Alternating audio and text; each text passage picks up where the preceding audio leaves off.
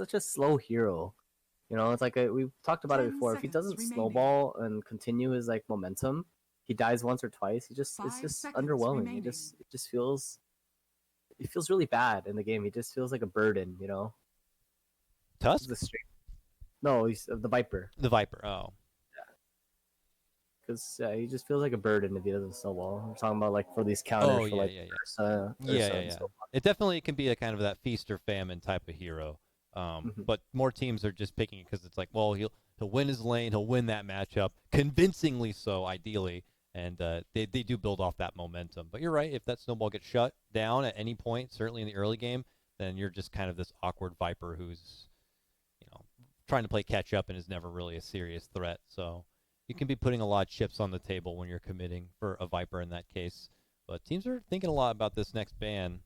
I'm sure definitely some question marks when you see something like a Coddle, who typically is picked for that type of synergy, and a lot of the go-to synergy options have already been banned. So Yeah, I think each time Beast has been picked, it's only been like has Bryolia played it? I'm double checking right now. Team pick. Okay, well, there it is. There it is. I mean, Beast Coast maybe we're expecting it. Isn't Bloodseeker okay against Ursa? Or Not no? really. No? Okay. No, Then I'm not giving Beast Coast anything here then. He has the status resist, and if he ult sees him during his enrage, he doesn't care. You can just keep running. Well, 10 seconds remaining. And the duration is so short. I think the Spectre ban was a little questionable. It's not. I don't know what you're protecting here. Yeah, I don't know. If I'm calling Ursa, then and Beast Coast are not seeing it coming, then we have a problem right now. Yeah, it's super meta. Maybe it's because EG ran Spectre somewhat recently. Yeah, I mean, I get it. Sometimes it feels like Artur has a kind of shallow pool with what he feels like he wants to play within a meta, and I guess Spectre's kind of in that mix, but Ursa is like more so in that mix than anything else, and certainly this pairing, it had to be something that they know was coming, or if not, it may have been a bit of a mislip. And you had said this yesterday when we witnessed Beast Coast. It's Moose stepping up into the captain drafting position. He was formerly a part of the business crew that you were helping out, and he's back here with Beast Coast, but in this captain position, maybe something he's still kind of feeling out a bit. Now they do get a real nice pickup here. The Bat Riders debut today is a good option though. Yeah, so they need like one of the W heroes we talked about versus like for sure like an Arteezy hero. Mm-hmm. I mean, this lane is just this is a scary lane for a Nurse to Coddle, that's for sure. 10 seconds yeah. remaining. Oh, that helps though. They'll put the Oracle there instead, and it's going to be a 4-position call. Now I got to say, I'm not a huge fan of Coddle Oracle as a support duo. It just leaves a bad taste in my mouth. Neither of these heroes are really proactive across the map or anything like that. They're pushed against the corner. It's something they had to do. I didn't think they would do it, but that's why I was like, you need this hero, because otherwise, this Ursa and Coddle, like this Bat Tuskar is just gonna completely run them over, and they're gonna have full control of this game. And we did talk about Oracle players, right? When it comes to NA, and Fly is one of the top Oracle players alongside with like SVG. So you do have one of the best Oracle players in the world here. Yeah, not many. We were talking about it, but not many people playing the Oracle in this scene, which I feel is a shame. It's such a value asset to a team. He brings such a unique toolkit. And Bend up the meeple. Ooh, not looking to get cheesed. Not today. Not today. It's always the Meepo cheese also in America. I'm not feeling so much. There's not too many like cheese broodmother picks that ever happen in America that at least I've seen. I saw a business did it. I forgot which game. Not too long ago, right? Moo played it mid lane. Oh yeah, Moo can do it. 5 seconds. Yeah, feels like one of very few though. It feels like.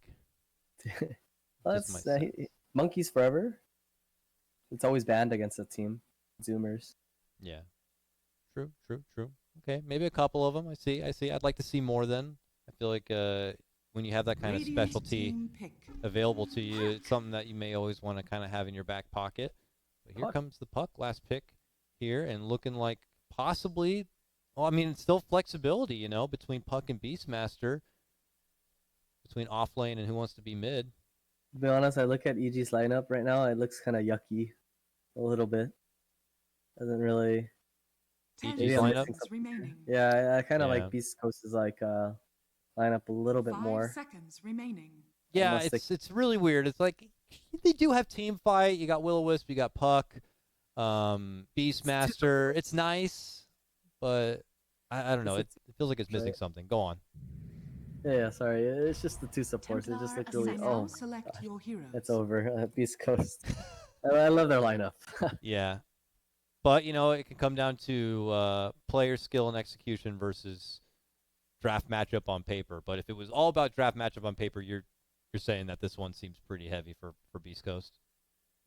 For sure. I think draft alone. I know there's an Oracle versus the Bat, but I don't think this is because he could just cut now and he could just cut the wave, which is fine. And so this Bat's gonna farm. This Tuskar's gonna have freedom. He doesn't really want to roam on this Puck. So if this Tusk has freedom, he's gonna be able to play top lane with this Bloodseeker and Wyvern. And now all of a sudden this Coddle and Beast doesn't feel so good. And now I feel like they'll win 3 lanes because TA is favorable versus Puck already. Bat's gonna farm the jungle, and they can this tri-lane opportunity as well.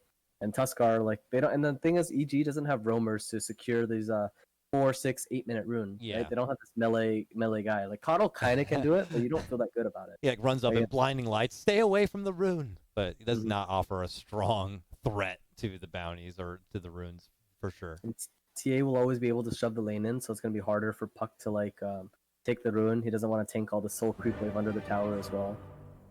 So and this is one of Chris Luck's specialty heroes too. Yep. He plays. He's very good at those snowbally heroes. He can be such a killer when given the opportunity. But you're going against the best, some of the best in the region here. You got Evil Geniuses, and even though it feels like they may not have been able to string together the best possible pieces for themselves in this game, we'll have to see if they can just, make it work based on skill, based on mechanics and execution. Maybe Beast Coast might misstep a bit and leave an opportunity for EG to just get the farm and take the game away. Get the last hits up as we see the lanes unfold here. Kitrek Coddle. All right. Yeah. I feel like Splitseeker is gonna like go ham this game. Wonderful. This is a super. I think he has a pretty free lane because this Coddle 4 doesn't feel it's not that great. You have a lot of experience with the Coddle 4, or at least the offlane Coddle. I have fond memories of watching and casting your games where you're trying to be all funny, hiding in the trees, blasting from the side. Yeah. You got to be creative with that 4-position laner, the Coddle in the offlane. I played it as a 3 back then. It was different. It was what is it? His chakra or what spell? He had that mana leak ability. It was so broken. Yeah, I miss my mana leak. I mean, mana leak's still there, but not nearly as strong as it used to be. It's because I was like, you can probably get away with not going blinding light and just go the chakra illuminate, but it's not going to be that good because Bloodseeker has like insane sustain due to his like blood rage. So it's like all this blast is just going to feel like a waste of time. Certainly. I'm curious like how they're going to end up playing the lane. One way I do see how they can win is if Crit's able to get like a fast 3. By Kitrek maybe dragging the wave around in front of their tier 1 and like zoning the supports and Crit gets a 3, then I feel like they can actually do decent in the lane. We'll see how things unfold. The early tips come out. Beast Coast doing their thing, trying to apply as much mental damage as possible with the mind games here, the chat wheel and the tipping. And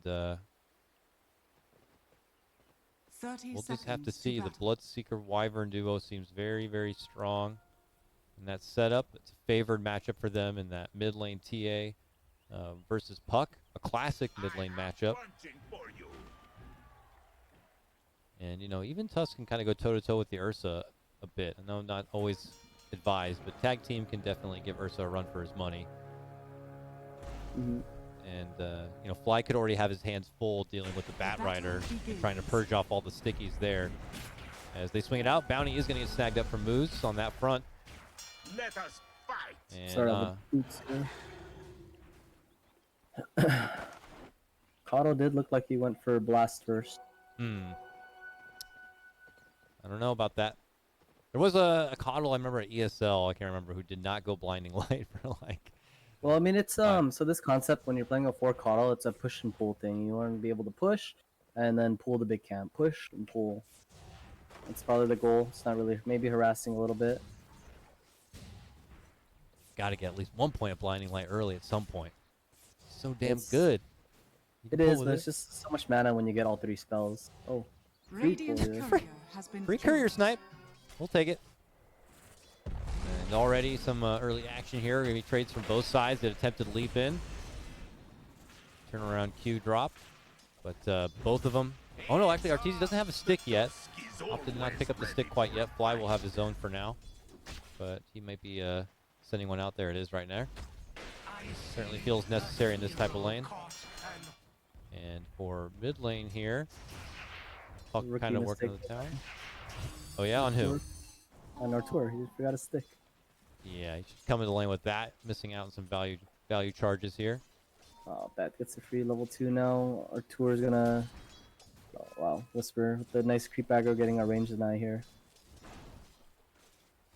Little laning mechanics.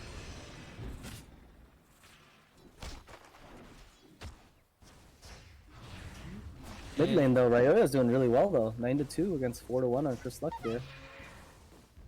Yeah, I wasn't sure if that's just a strong head start or if it was just convenience of kind of having that first wave push for the tower. But it looks like he's certainly getting the better exchange as it is right now.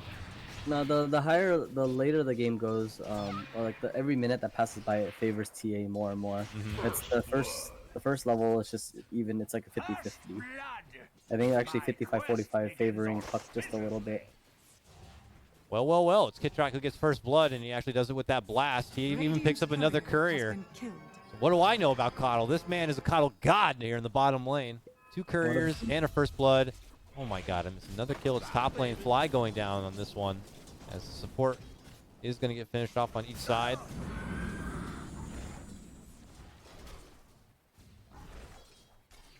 Kitrak is just going to blast into the wave regardless of if it pushes or not. Crit's gonna be level 3 now, but I mean they're trading all these fights like all around, so it's really benefiting this Bloodseeker quite a bit. Ryo is really low. Go fast. Bloodseeker almost 500 MS right now. Definitely need to have those tangos themselves ready, but at the moment Kitrak has no more sustain, only opting for the boots at the moment. And he's trading it up right now with Schofield. Going toe to toe. He's gonna have a blast right now, and oh, he doesn't quite get it off, and it will cost him his life. Big whoopsies right there. Yeah, his team is like really EG's team. They're all like trading hits all around, so it's benefiting this Bloodseeker too much. So it makes like Crit's lane like really difficult to honestly play. And lane's just getting more and more difficult. You can see Hector. This is Hector, right? That's a good question, actually. I don't think it's Hector. Yeah, because Hector's normally tagged up as K1. That may not be him, as the Fly goes down the top lane. You see Crit struggling with 7 CS right now, and the Bloodseeker's at 22. There's nothing they can really kind of do to stop this Bloodseeker. There's still no blinding light, so there's the TP away. Oh, he might get another courier. 3 couriers for Coddle.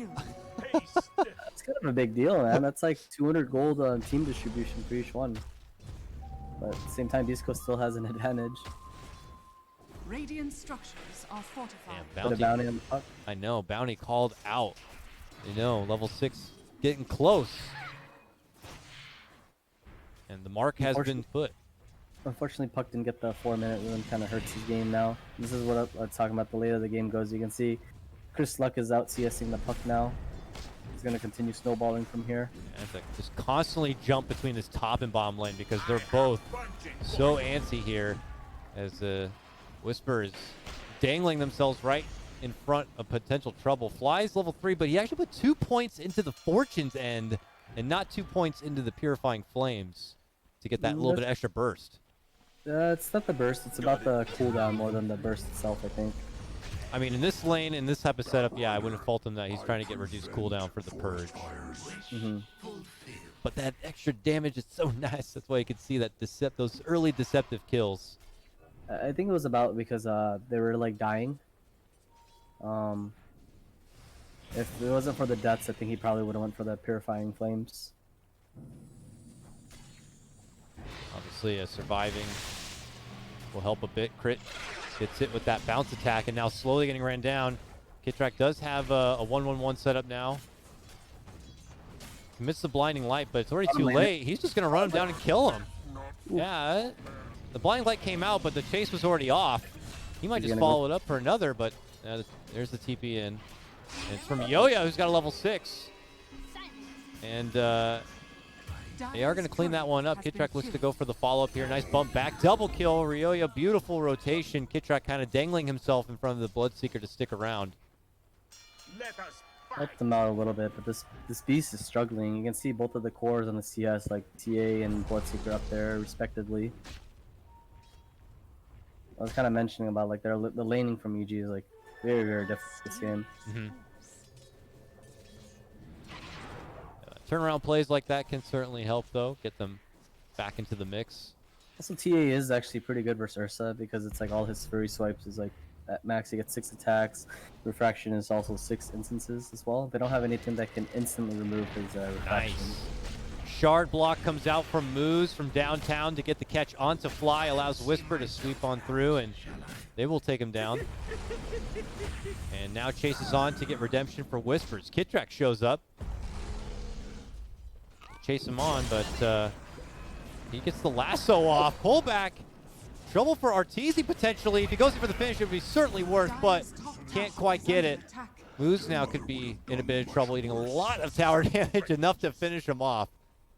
Damn, that was really close. Very close. And bottom lane, it just doesn't stop. Crit will go down again. This is just getting ridiculous for Beast Coast in the bottom lane. Action-packed game. For sure. It's 50-50. I'm catching the action with my camera right now. They're definitely putting in the work.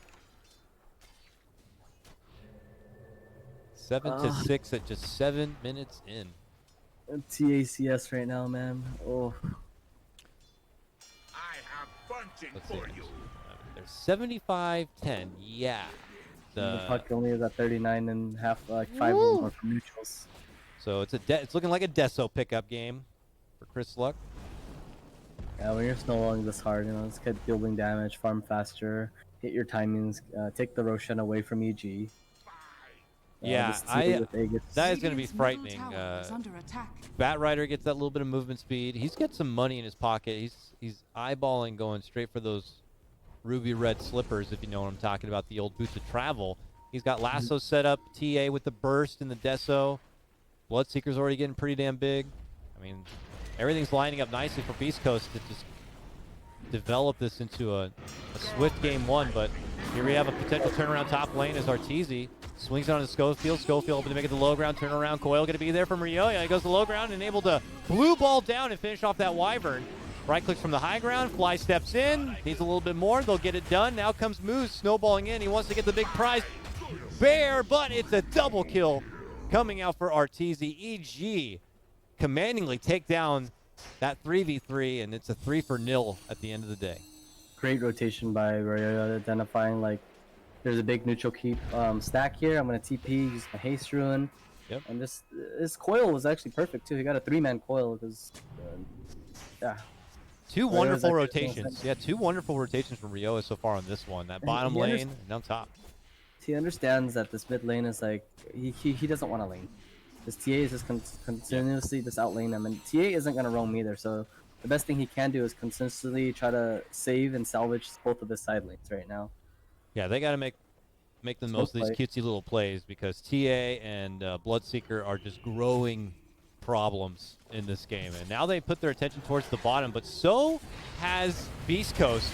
They make their jump. They will get crit, but they've been knocking down crit every time. But here comes that coil yet again. Ryoya, Kitrak, the blast is there. Response here from the Bloodseeker committing the ulti. They have the save for Moose.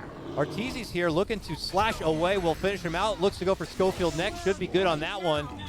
And now it's between a battle of the giants here. But with a coddle kicker, Bloodseeker will back off. And it does cost them Ryoya. So I'm not sure how favorable that trade is for Evil Geniuses. That was kind of sad. I think maybe Crit didn't realize he'd get gone on. If he was a little bit more patient, didn't play so aggressively, I think they would have had that fight very favorable for them. Because he didn't get his roar off, he just got picked off at the beginning. Radiant's bottom tower is under But, you know, attack. all in all, I think Beast Coast came out on top there, for sure. Losing the puck. Puck was on a no, he wasn't on a streak actually. 2-1. During that time, Batrider did commit his lasso to the top lane onto Fly and was unable to finish him in the 1v1. He was able to kind of retreat out before Fly could turn around and try to catch him out with a Q, but the lasso. They tried to do a really cute play top right now. He Fly used Fortune's End on the puck so he can orb in and try to hit the Batrider. Oh yeah, that is pretty five-head of him. As they will end up getting that burst catch onto Whisper. Now Ryoya a little low. Can he get away from the damage of this uppercut? Well, that will help. False promise. Should keep him alive. Moves, dances around a bit, but has no way to avoid the incoming trouble. Ryoya with a double. Oracle and NA right there. Damn. Dire's middle tower is under attack. Good stuff. Good heads up. Good first use of that Oracle ulti. Now he's already nearly level 8 on that Oracle. But here we got the growing problem here. TA and Bloodseeker. This will finish. Yeah, top of the network, top of the CS from both TA and Bloodseeker. He's got Maelstrom. He sees Arteezy. He just gives him the ulti. Says, you stay right there. Radiant's middle tower is under attack. He did finish bots on Beast Coast. So, I mean, I think Beast Coast's thing right now this game is they're just gonna try to outfarm them just a little bit. You know, with the bots and Deso, they just want to continuously just farm up the jungle, get their Titans, get this blink. Bloodseeker thing. Nice. Possible trouble coming in the mid lane as they try to finish out the tier 1. If they can get Coddle here, they'll have a big Will-O-Wisp setup. But for now, Ryoya considering stepping in. Crit led off with the Battle Roar. Turn around, Curse. Locks down the Coddle. Now the Will-O-Wisp does manage to come out, though, as Kidrak does slip in from behind. It was Fly caught out with that Curse. Chris Luck turning around. Hit with the Wisp, though. And now the Silence and the Fate's Edict. He can't get anything off. He tries to run out the other side. Pops the Refraction. And now here comes the Bloodseeker. Second guesses his commitment, though. Oh, hard shot there from Chris Luck. Will certainly get the finish onto Crit. And now EG have to back off. Dire's structures are fortified. Crit's build's kind of interesting. I think he just wants to hit this timing with his book and just rush his book 3. He's going no boots, the no boots build. Radiant's bottom tower is under attack. Bat this whole time, still free farming the whole enemy jungle, farming the creep wave, pushing this top tower as well. Dire's top tower is under attack. And now Beast Coast looking into the pit. I mean, you got a TA, some good farm and a Deso. And if you can take this away from our Ursa lineup, it would feel that much better. They definitely have the advantage given what they've gotten from their draft in the laning phase. But, oh, they spot out Fly. Fly is blown up as a simple scout. 3D ward as well. D-ward into Roche. He's 200 gold away from Blink Dagger. Oh! They catch out Ryoya with the Bloodseeker ult, and as he tries to TP away, Schofield commits the Winter's Curse on the nearby creeps, cancels out the TP. Uh-oh, doesn't feel good now if he gets away, and they spend 2 ults for it. Never mind. It does not work out for him, and that will cost them a couple cooldowns.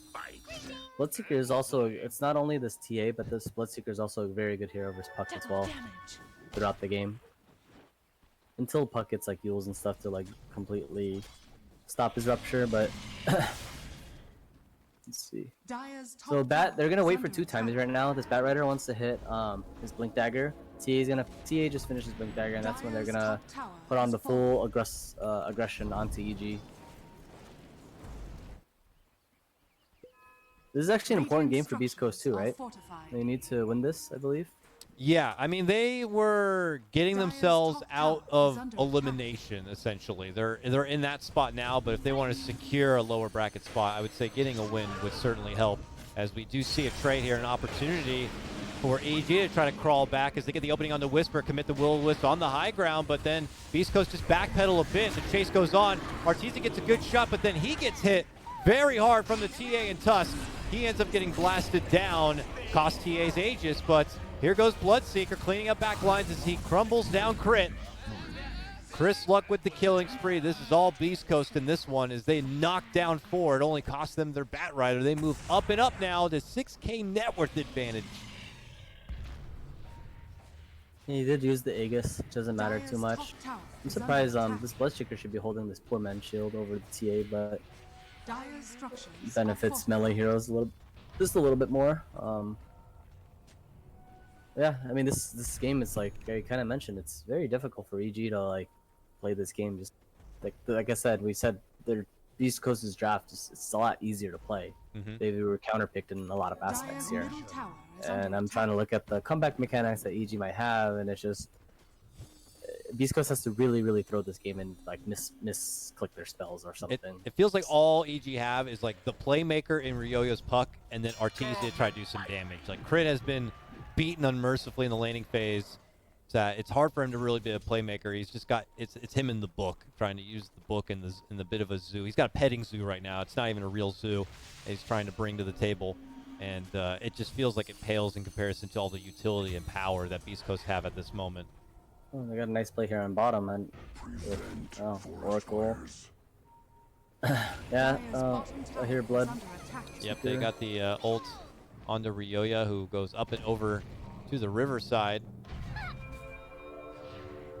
She is a pesky one to finish. Eats a little bit of extra damage. The chase is on. And now Arteezy and Bloodseeker go toe-to-toe for a bit. And they stop their chase. Ryoya has been very elusive in this one. Yeah, they need to be able to like Winter Curse into Bloodright to get the silence on him to be able to kill. Goes for the solo pick. Fly snaps that one down at the end, but Ryoya with a beautiful turnaround to get that support catch, and they're going to get more as Tusk also falls up. They buy back. They saying we want to fight now while they committed that ult, and Bloodseeker is going to be able to get that fly grab.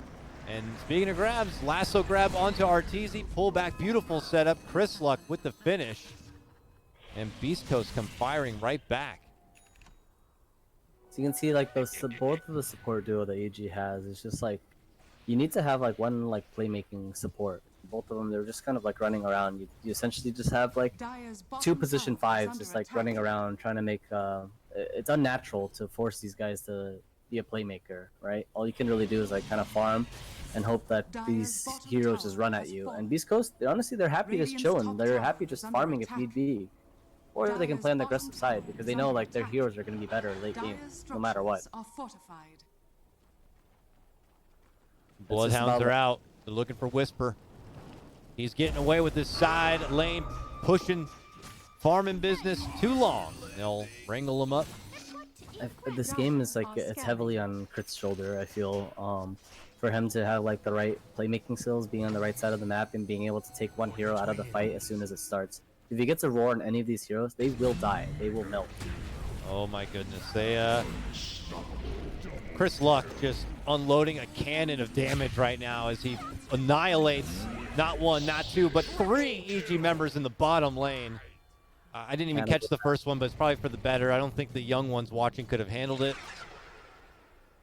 I think it started off with a curse and to follow up with Tuskar or something based off like cooldowns. I didn't saw the last clip of it as well. And Ursa actually he just died back to back twice as soon as he spawned as well. So it's not having a great game here. Yeah, his farm is totally put on hold for the moment. He did manage to crawl his way through and get that Battle Fury, but to finish out the Basher, it's going to be another adventure in itself. And then, without any sort of defensive utility, I don't know how he'll be able to survive in the upcoming fights here.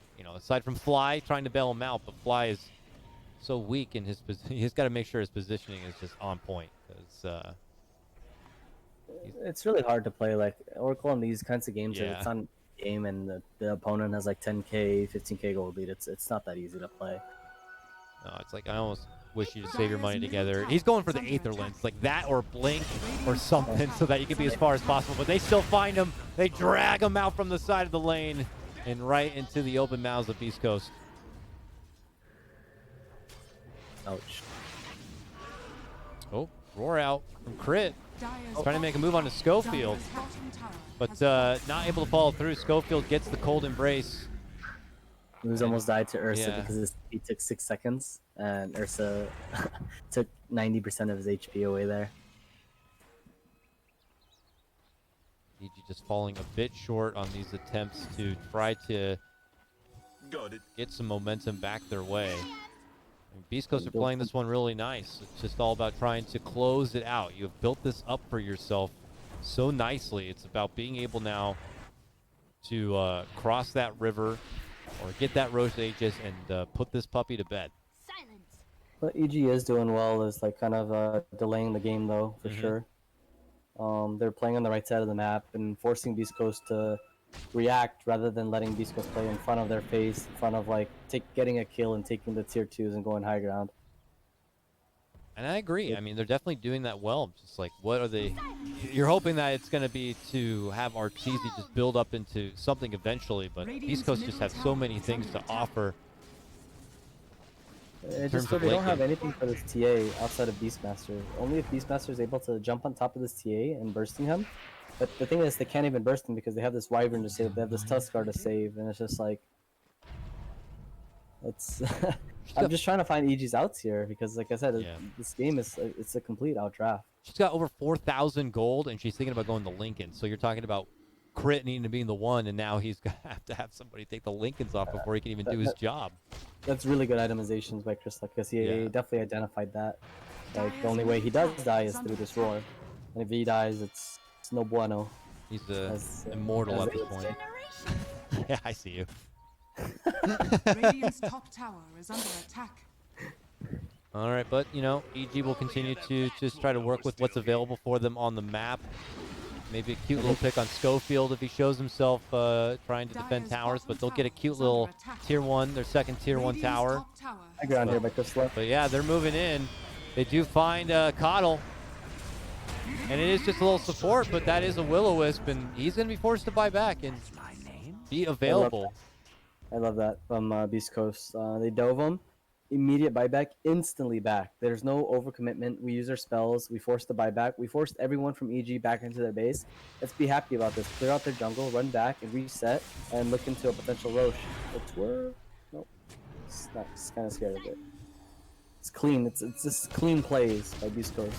We've actually like been whipped into shape after like yesterday's games. They were playing like kind of sloppy and everything, and they play more and more as a team today. And the drafting too, right? I feel like the drafting was one of the things they did not really have together. They were the team that was like having a lot of team fight missing. And here they've been kind of able to put themselves into a beautiful position and seems to be flourishing as they imagined. Immediate turnaround curse onto Crit, catching EG in their tracks now. Bloodseeker looks to sweep on in. They are going to clean out Schofield, but he already got off what he needed. But this could be a little bit of a problem, it looks like. Trouble here for the Bloodseekers. He has to run out the other side. Now Moose thinking about sweeping in with Chris Luck, but things a bit scatterbrained here. Chris Luck trying to go for the finisher. Crit can't quite get it. Now Arteezy puts his sights onto him. Who's being kited around here on either side? Trying to go for the finish. They finally take down Moose. Chris Luck finally gets his hold onto Kidtrack and will take him out. Arteezy goes back for Whisper. While he does that, though, Chris Luck unloads some damage. Forced to turn onto Fly. Fly has no more ulti, so he's going to be finished off. Now it's only Arteezy. They put all their focus onto him. He got the false promise, but cannot survive through the back end of it, and it's still all Beast Coast on this one.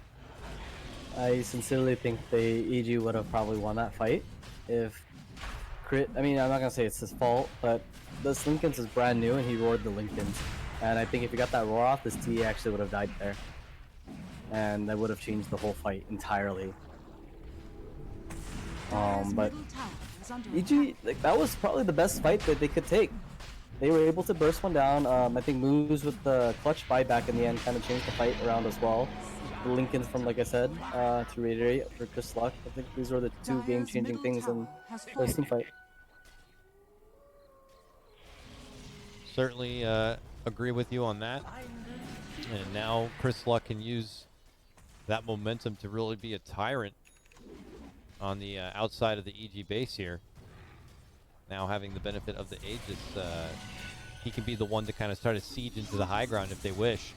Mjolnir was also complete onto the Bloodseeker now. They have even more damage, farm capability, and an opportunity to get a jump onto Ryoya now. They hit him with the ult, try to drag him on back. He gets silenced up and then just quickly right-click down. No Yules or any way to kind of quickly get rid of that silence, so he's stuck. Structures are fortified.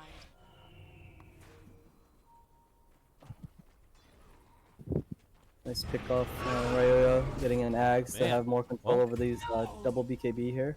The fast kill. Yeah. I like Crit's build.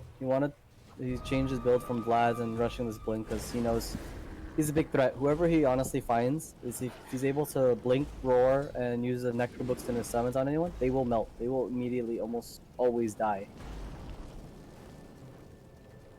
That's kind of the broken thing about Beastmaster, about like once he finishes Nectar Book. Because of the Inner Beast and the summons, which is he'll always be able to burst anyone down. Yeah. Honestly, even the TA as well. If you have like a follow-up from anyone, this Roar he'll be able to kill them through the refraction. But I don't know. It's kind of hard to break this Linken's right now because the only person that can break it is Roar and this Oracle. Oracle has 3 spells to break it. He can do it. Yeah, I mean he's got the range if he's able to somehow finish out this Aether Lens. Q's got good range, even the Purifying Flames, if he's in the right position. The only problem is like the moment his Linken's breaks, he'll always just blink out because he's gonna have refraction on top of it, right? They have no insta, they can't remove it immediately. Yeah. So that's the problem. It's just he has to be able to blink in and be like, okay. It's got to be coordinated so well. He's on a very EG side. experienced. Yeah. But at the moment, he kind of delegated being indoors with Crit kind of pushing out one side, Kitrak working on the other with Ryoya a bit. Just kind of getting one farm and stalling out till the inevitable push will be coming here from Beast Coast side. I imagine wanting to utilize the back into this Aegis.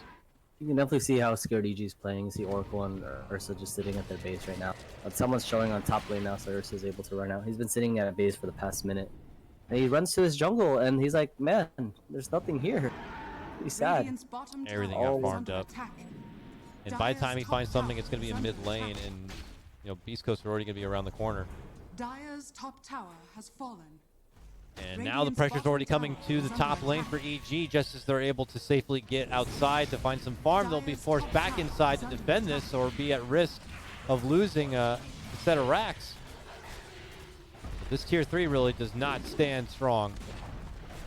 Dire's top tower has fallen. And it looks like they're just going to sack the racks. There's nothing, they know they can't do anything about it. But the thing is, they can't take anything else out of this because they cut the waves from EG already. I think they can still kill it though with the Death Cell. Or they're just going to back off. They all need to hit it together. Top barracks are under attack. Radiant's middle tower has fallen. Everyone, Wyvern hit it. Get too. it, everybody, hit it! Oh, it's so strong. All right. Okay, they got it. Dire's top barracks has fallen. Ryo is doing a really good job cutting all the waves alongside with Pink, which is Artur. Wasn't sure what it was. Yeah, EG will definitely stretch out this game for as long as they can to see if they can get some sort of crazy executed turnaround type of play, but again, they're not whittling themselves into this easier late game position where they have some core who's really scaling for it, but uh-oh. Uh-oh, indeed. He's on the run. He's been spotted. There he goes. Can he somehow make it away? Does not look like it. They quickly converge and take him out. 70 seconds. Does have a buyback. I like the tip on Fly. Be like, this is somehow your fault for not being there. Radiant's bottom tower is under attack. Aegis is now running out, but I don't think it really makes much of a difference. Still have the cheese on the Bloodseeker. He's buying a Silver Edge for the Ursa, I guess.